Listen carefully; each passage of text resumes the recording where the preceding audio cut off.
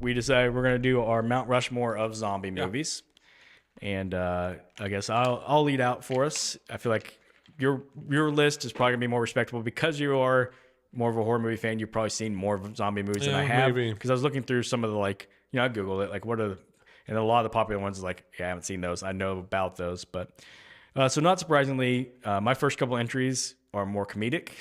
So Shaun of the Dead, kind of a classic. Yeah, I know what your next one's going to be.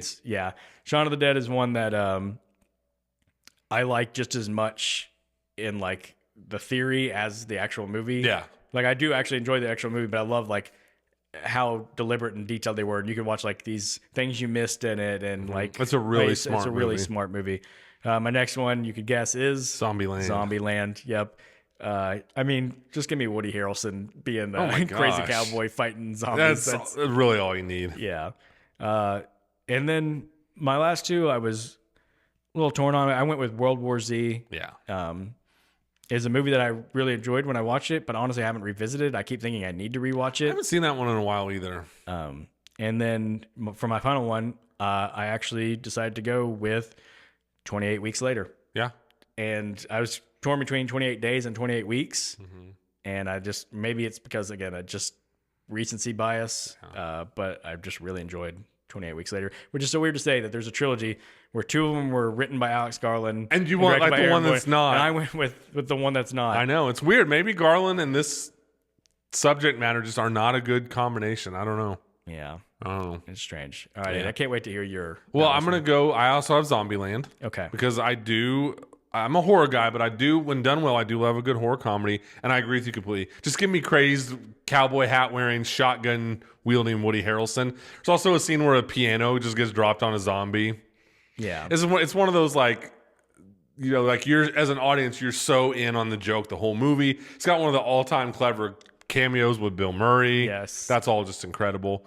I'm gonna go 28 Weeks Later also. Okay, I don't mind having that on there. I actually realized while looking through my list, I don't like a lot of zombie movies that people seem to like a lot. So I had 28 Weeks Later, Romero's Dawn of the Dead, which is the one inside of the mall. Okay. He's done a lot of dead movies, but that's an unbelievable movie. And it actually is, Romero's one of those guys that people think of him as this gore and all that stuff, but he's actually, I think he was a pretty smart guy. And that was a movie all about consumerism, and I think that's the right way to say it. But yeah, it's just a really smart, and it is insanely violent. It's like an unrated movie. It's crazy over the top violent, but it actually has something to say. My number one zombie movie, I'll be interested to know if you've ever heard of this, Return of the Living Dead. I've heard of it, but not seen it. It is unbelievable. I would recommend that you watch it because it is, to me, one of the ultimate horror comedies.